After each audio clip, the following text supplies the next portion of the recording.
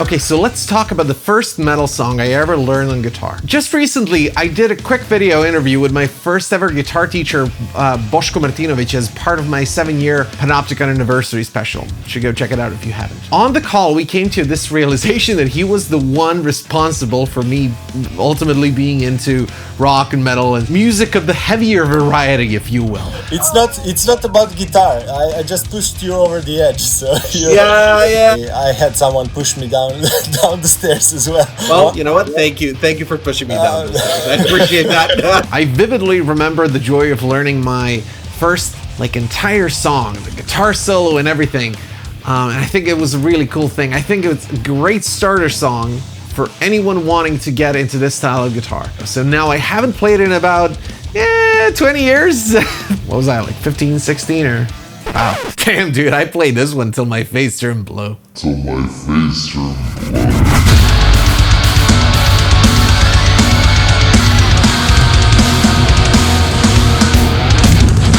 Now, Wasting Love is not exactly your standard Iron Maiden song, although it definitely has that, 1 flat 6, flat 7, 1 harmonies. Yeah, I guess it's your standard Iron Maiden song. I think Bruce Dickinson and Yannick Gers wrote the song together, and then the band recorded the song and released it first as a single, and then on their landmark freaking album, Fear of the Dark in 1992. Probably everyone's favorite Iron Maiden record. Feel free to correct me in the comments. It's almost like their own Black album. Like Metallica has their Black album where every single song is just awesome. There's not a bad song on it.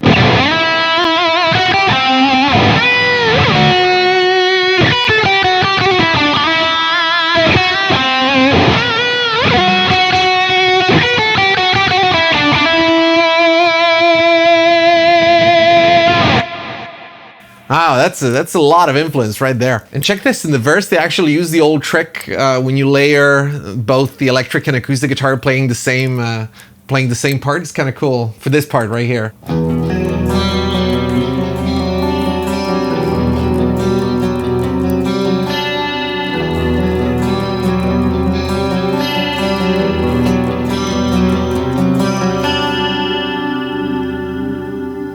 What a chord. Yeah, it really gives it that extra depth and that zing. It was a pretty hot technique back then. A lot of bands still use it today. Like Petrucci instantly comes to mind. I'm sure you guys have your own examples. Super sweet little trick right there. Also in that first verse, really awesome choice on Nico McBrain's part to test it there. Brave and effective, caused endless suffering for guitarists around the world though. It's kind of weird. It's a pretty unforgiving guitar part and you're kind of naked out there with no drum beat to back you up. So yeah, it can get kind of nasty.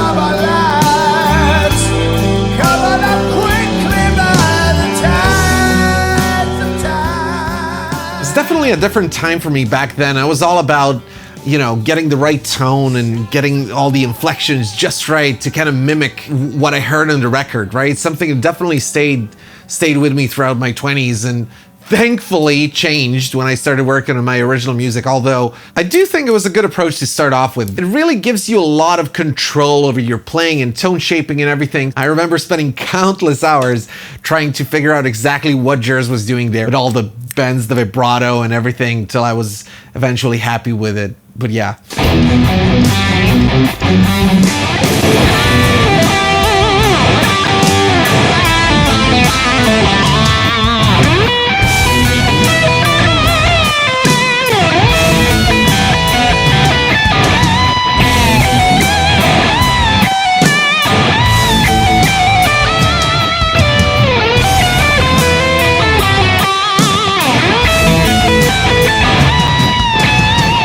Now, personally, I would play it a little bit differently, probably a lot more like inflections and slides, but maybe something like this.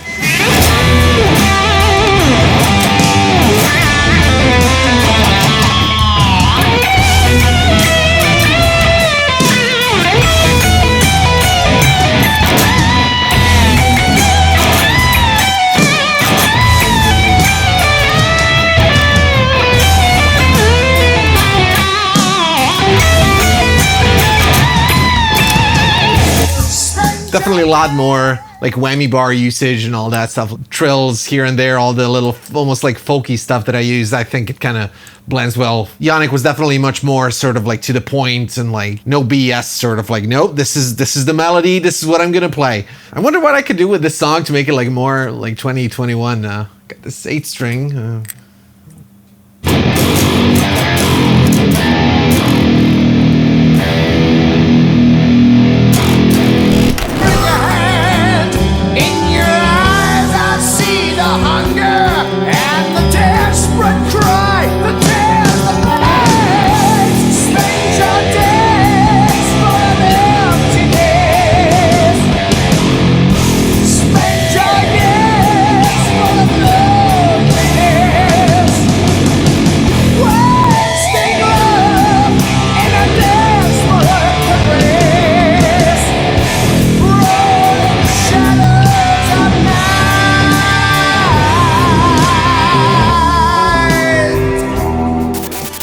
Because why the heck not?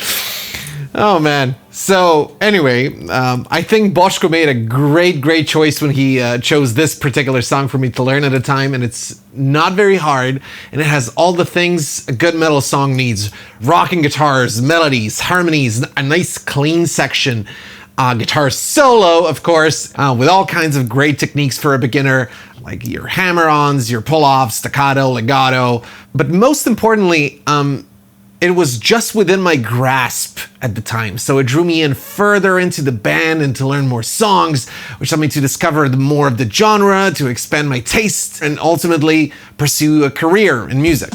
And sure, you know, over the years, I kind of steered away from the genre a little bit, so I don't listen to Iron Maiden particularly these days, but it definitely feels so nice to come back after all this time. It feels good, you know? I still dig it, actually. Still dig it. Now, here's a question for you, my fellow guitarists out there. What song did you learn first, and when did you last play it? I'm sure each one of us has an interesting story to tell about their own early experiences with music. Really curious to hear about this, so let us all know down in the comments. Also, if you enjoy these videos, make sure you hit the like button and subscribe, hit the notification bell to help out with growing the channel. Now, for the curious, the Acoustic Studio overhaul is going great. Just taking a little bit of time to get to a stage where it makes sense to finish the next episode, so thank you for being patient on that. And I really appreciate you being here and sharing the journey with me. So thanks for watching, and yeah, I'll see you guys in the next one. Ciao!